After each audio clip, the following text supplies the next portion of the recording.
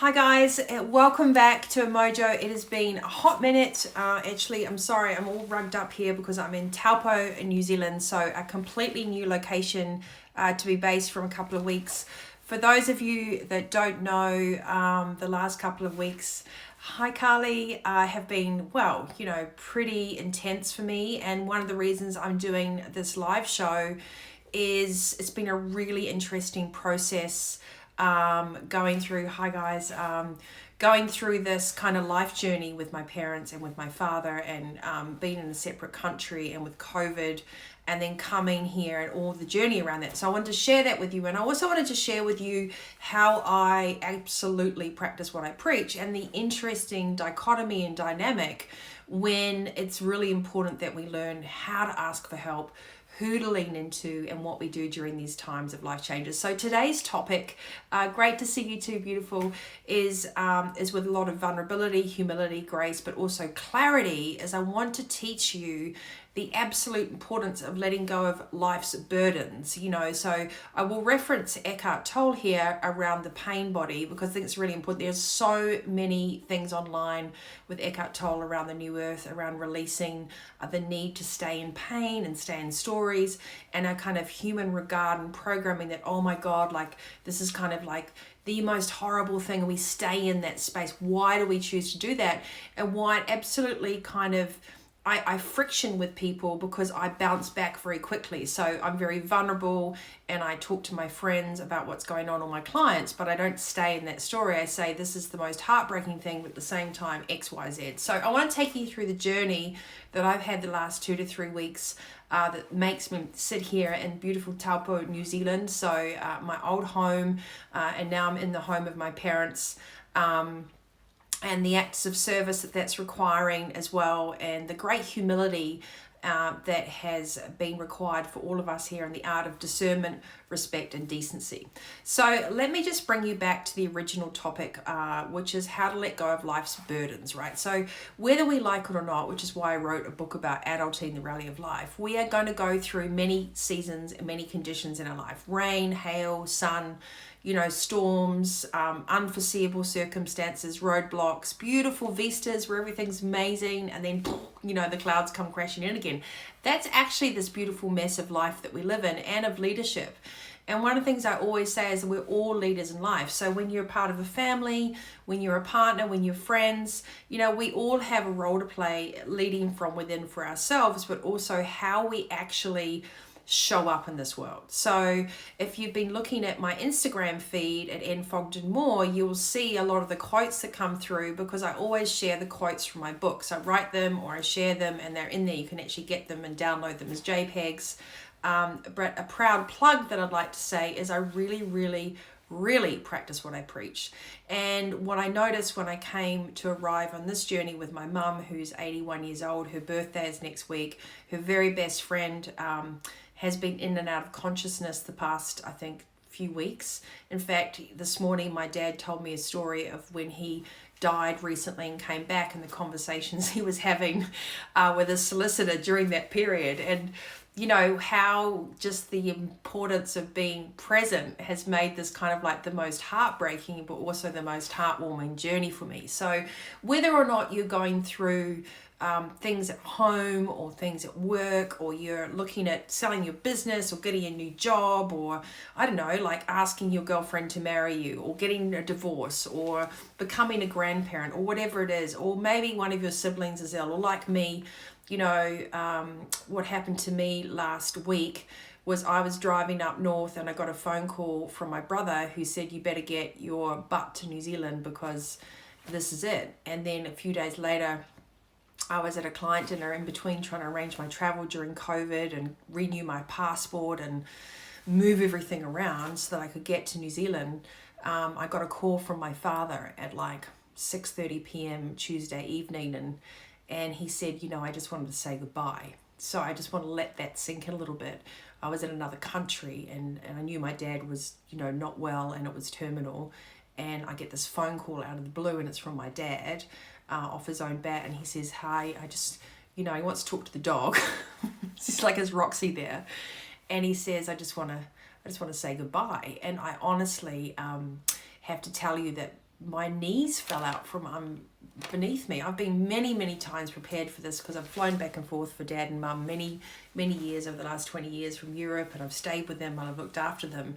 But I can't tell you what that phone call did to me on a chemical and physical level. Absolutely annihilated. I could not stand up because I heard this voice on the end of the phone that was, I love you, goodbye. And I couldn't get there. I was miles away, oceans away, COVID in between.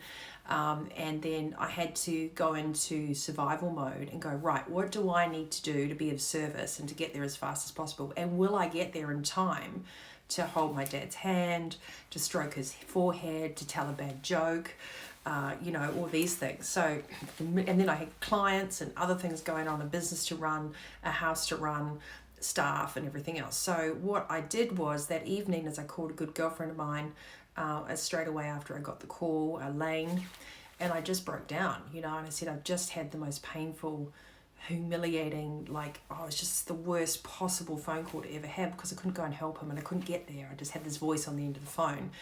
And I felt really terrible for my mum because she had gone through this several times, right? So if you're our age and your parents have come in and out of illness, and I know with my dad, we've had several calls where this is it, and he just bounces back like he's got 100 million lives. So it's this kind of roller coaster. And then I was stuck having to renew my passport. I couldn't travel because of COVID. I had to wait till midnight on the 19th of April before I could get to New Zealand. God willing, that actually was a possibility in the first place. And then I had all my brothers and sisters going, when are you coming? And I didn't know if I'd make it. So for all those days, I had to arrange everything, wait for my passport. So I want to thank my neighbour, Michael Maidens and Lisa Maidens. I want to thank Lauren. I want to thank, Lane and everyone and kind of my clients, because we all kind of bandied together and I asked for help. Oh my God, I asked for help. And I could tell you that I realised that I had so much of my mum's DNA, which is, no, we got this and it's fine. But last week I just reached out and I just asked for help, and I just was going, no, enough's enough. I can't do this on my own. I need to organise something for Roxy. I need to organise my passport. I need to organise travel. I need to organise my clients. And then in the evenings, I would just sit and talk to my dad, multi-dimensions, and have conversations with him, and then hope that he would wait for me. So now, fast forward a week, I get here, and it's been pretty tumultuous. And then we have this issue of mortality, right? So we think someone's going, and we almost get there, and then we get here, and what do we do? Because people have their own willpower, and what the most important thing was keeping my dad, well, keeping, well, he can't really keep him well, but keeping him comfortable, I think. So taking away the extreme pain, and also my biggest service is for my mum at the moment, right? So because my dad was delirious on the drugs, so he'd be getting up 37 times a night and going to auction something off, because he's an auctioneer and a real estate guy and a stockbroker and a real farm guy. And so he would just get up and get dressed and wander off, but up and down all night. So my mum's been like this for like a month and wasn't getting any sleep. And so I was staying in the house, I am staying in the house with him, and I'm witnessing all this going on. So here we have this 91-year-old, feisty, super strong, willpowered man, but his body's just going, I don't want to do this anymore. And then you've got a wife, and their 60th wedding anniversary is coming up in 3 or 4 weeks, who just wants to be by the side of her husband because that's their commitment to each other.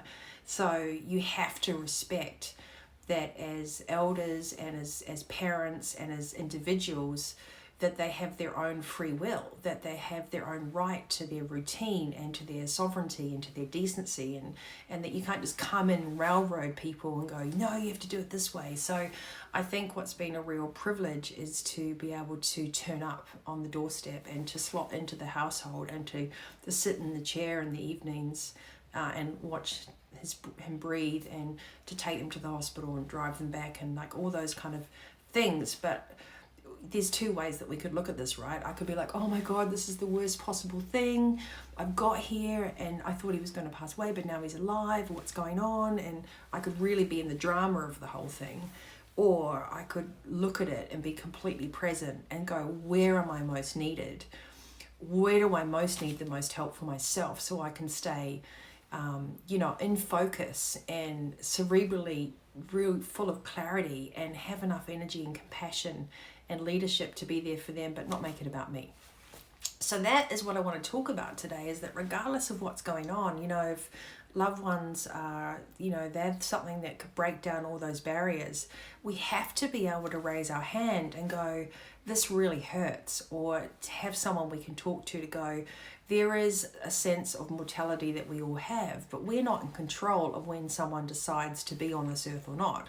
What we are in control of is how we show up for people. What we are in control of is how we run our businesses when things are going on behind the scenes that are completely opposite to what we would call day-to-day autopilot. What we are in control of is how we interact with other people, how we show up, how we communicate. We are in control of how we look after our own vital ingredients when we're going through stressful situations. And I always say to my clients, you have to come back to the military tent and regroup as many times as required during even any given fight moment, because often as a parent, as a leader, or as a child at a certain age, you get put in a war zone where you can't just be thinking, oh, today I'm going to do this. Everything's turned upside down. So your ability to make appointments gets turned upside down. Your usual stuff that you had planned in 2 to 3 weeks' time, that's all out the window because it's day by day. And that's where the beauty is, right? That's where I feel that the art of being present, my ability to sit with myself and to go for a little run or to walk the dog. I put the dog on a diet, by the way, for my mum, and to do the grocery shopping and get all the extras, like the things that are heavy, and to do all that stuff is just such a privilege, because there's no more important thing than giving other people significance and knowing that they're safe. Right? I'm going to repeat that. There's no more important thing than giving other people significance and that they know they're safe. You have to role reversal that and do it completely for yourself. So letting go of life's burdens means we're going to go through a lot of ups and downs, a lot of rallies, a lot of mixed conditions, a lot of overwhelm. It's how you deal with it that separates the victim from someone that wants to do things with life. It's how you deal with it that separates going through this murderous, torturous process and actually realizing this is quite a beautiful, heartwarming journey we're on if we look at it that way. But if we're always looking at something like, this happened to me and oh my God, and it's kind of a sense of like doom and gloom, then all we're doing is attaching stickiness and mud and pain to a situation, which actually, if you flip it around, ends up being quite beautiful. So I have to be really honest, when I got here and Dad, we had to take Dad back into hospital, and we went through this, I was like, my mind was going bonkers, because I was like down to the wire if I would get there and be able to see him alive. And now he's telling weird stories in his sleep, and I'm rolling him around in the hospital in a wheelchair, and whilst he's not well, I'm like, how does this all work? And then I'm reminded that this is not up to me. This is up to a higher purpose. Like anything, like our businesses, like our relationships with our friends and those that we love. We're not in charge of other people. And nor should we even have a moment of thinking that we should be controlling the situation or others. And that ability to distance ourselves from that, and that ability to come straight back into your own energy, is, I think, what gives me this incredible mojo and this incredible kind of ability to reboot my energy. So to let go of life's burdens, to let go of that moment when, I remember I got Alicia to come round to my house on Sunday evening because I didn't even know what to pack. I had so much going on. I was right, I could stand here and walk around in circles, or I could pick up the phone and do an SOS call. And that's what I did. I called my neighbor. I was like, help, I can't pack. It's like midnight, I'm leaving at 4 a.m. She came over, we chatted, I packed, done. So the ability to press the SOS button, to call in a pit crew, to understand when you're in overwhelm is such an asset, because then you absolutely limit the time that you need to be in the pain body, and you're through the other side of it and you're practical. However, you have to realize that heartbreak and grief and overwhelm and exhaustion and mental capacity and sadness and happiness and all these emotions, these are very real feelings. We shouldn't be flatlined. We're like, no, I'm absolutely fine, don't worry about me. That is complete nonsense. And one of the things I notice with leaders is that leadership is not about keeping a straight face. Leadership is not about saving face either. Leadership is going, holy F-U-C-K, this shit is hard. This is like full on, it's taking me out at the knees. I can't sleep, I'm so worried, what am I going to do about it? And it's that acknowledgement of what's going on and that ability to be true and genuine and honest and authentic. That is where you can find mastering the art of being present. And that is how you get the magic of having true people come in to support you, because you don't need to put it out there. You don't need to do an SOS across Facebook. You just need to know who you can trust. You need to know as well that your very good friends don't need you to keep making excuses and apologies, because if you've got to go somewhere due to a life or death situation, there's no explanation required, right? And I think in the society, we often cry wolf. We often go, oh my God, this is so tragic. But we don't really have much tragedy to worry about compared to so many people in this world. You know, I always say to my clients, do we have a roof over our head? Do we have running water? Do we have access to a bank account? Can we make decisions? And do we have cash flow where our freedom is possible? Yes, yes, yes, yes, yes. Amazing. The majority of the world's population don't even have that privilege. So how dare we feel that our life is such a burden when we really have a life of such privilege, correct? So why do we feel that life is so full of burdens? Let me loop all the way back to Eckhart Tolle's pain body, which is our programming from a very young age to avoid pain, blame, shame, guilt, and fear. And by trying to avoid all those things, all we do is we attract more of it, and we dine out on those stories. We get something in our head and we go, oh my God, this is the worst possible thing to happen. I hope it doesn't go X, Y, Z. And that's where it takes us. We stay in that pain body because it's a very convenient situation to be in, is to sit there and go, this is also shit. And I say, if there is a storm coming, recognize the beauty in that storm and realize the resources around you that you can lean into to amplify a faster track out of it, to navigate your way into seas of calm, and to understand that this is just life, right? So if there is a storm coming, recognize it, know your resources, and understand that you can navigate your way all the way out of that. So choose where you want to sit. Do you want to sit in the pain body of this happened to me, this is going on, I can't call right now, I'm too stressed out, oh my God? Or do you just sit in the most incredible realness of what's going on in your life? For example, yesterday I had the most beautiful conversation around 1 a.m. with a dear friend of mine, and we spoke about the fact that I was pretty pissed off that I'm on this roller coaster of, is my dad going to make it, is he not going to make it? And I felt exhausted from the unknown. And then all of a sudden he's here, and I'm bringing him like a little lamb sandwich and tucking him up in bed, and the Labrador is there, and there's this beautiful moment. I'm like, what am I supposed to be thinking?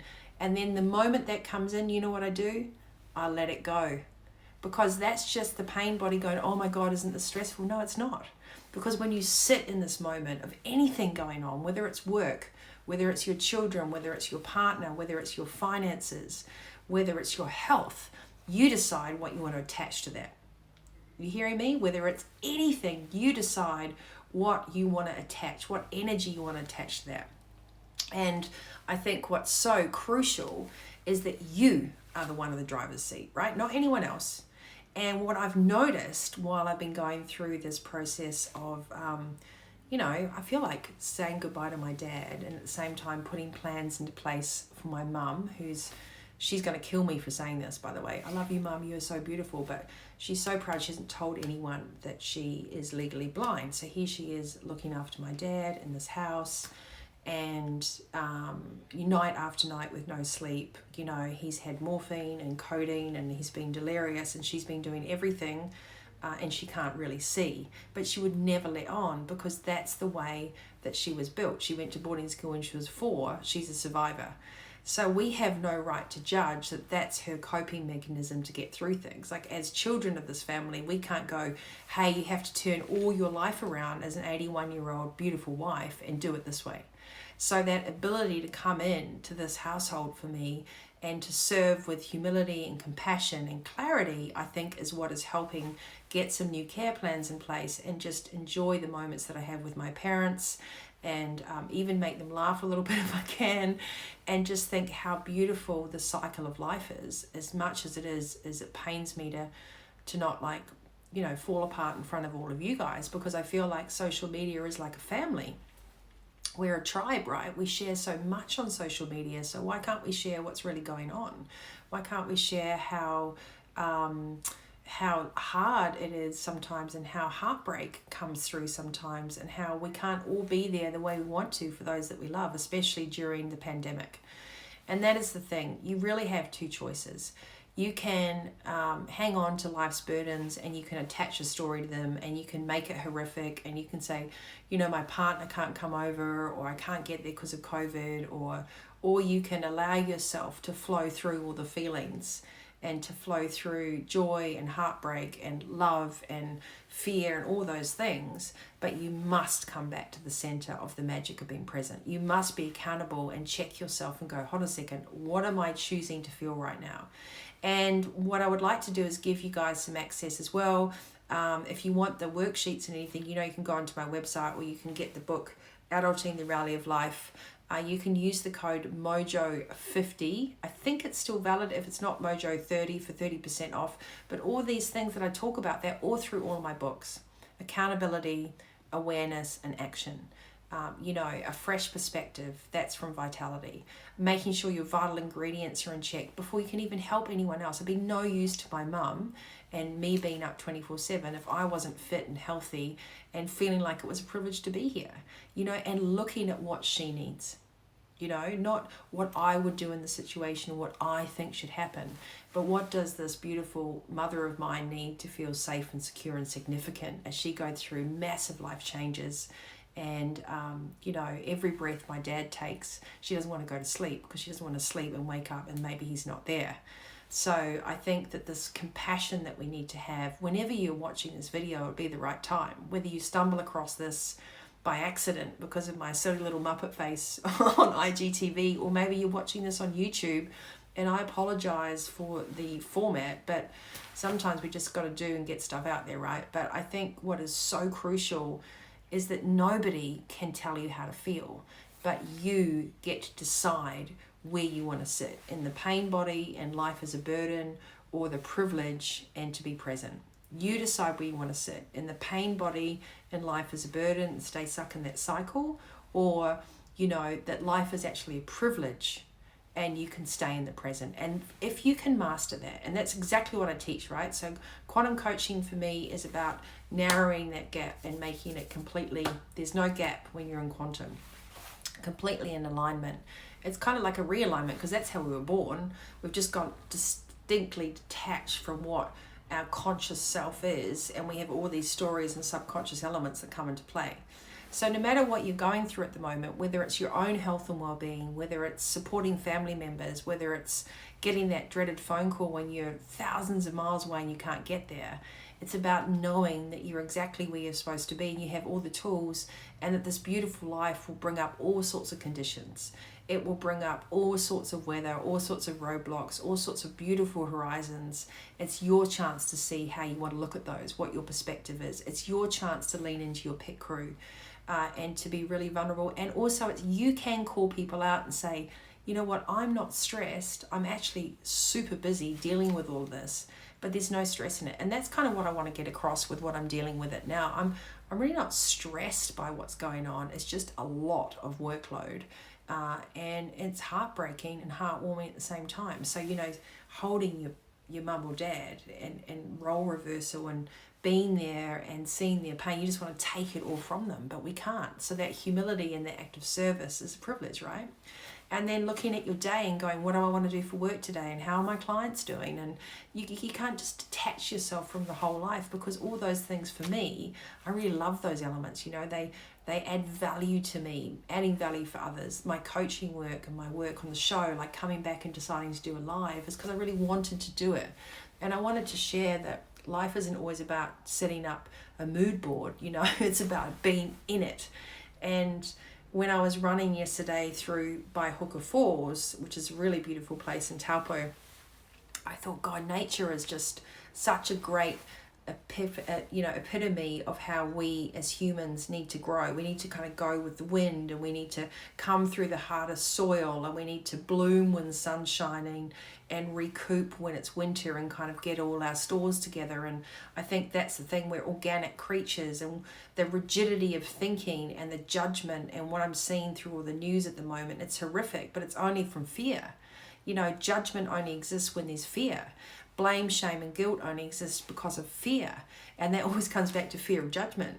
So if you knew that you were safe and you were significant exactly as you were, and that nothing can go wrong, that life and death and mortality are just part of the cycle of life, just like the ocean comes in and out, you would approach everything a lot differently. And that's what I want to give you today, is the trust in yourself, the trust in the process, the trust in the life cycles. And to say, I know how hard it is to ask for help. I really am a bit of a hermit. I deal with so much on my own. It's just the way I am. I process a lot by myself. But I can tell you the last 10 days, I have reached out. I have accepted help. I've accepted help from a fabulous client of mine who arranged a car from me. You know, great friends, because my clients are all like family. And they arranged a car at the airport, and everything was ready, and all I had to do was get off the plane and drive to Taupo. You know, how grateful was I? Maybe in the past I would have gone, oh no, it's okay. But now I say, yes, that is just so wonderful. You know why I say yes? Because I love to help other people. It's just such a good feeling. So why would I deny someone else the same feeling that I love when I help someone? So if you're not letting the people that love you help you, you're denying them the very thing that you say you love to do the most. And that is show up for them. You know, and they want to show up for you. So you must understand the importance of letting go of the burden. Allowing people to help you is actually a beautiful thing, because it allows them to have that positive feeling. It's like the energy of cash. You've got to pay your bills on time. People will pay you on time, right? Abundance is a two-way street. Joy is a two-way street. Helping people is a two-way street. If you don't allow people to help, you become a martyr, and that is actually a very dysfunctional way to operate, because we all need to step up in a cyclical movement for our friends and our family and our colleagues and everything else. That's how we're designed as humans.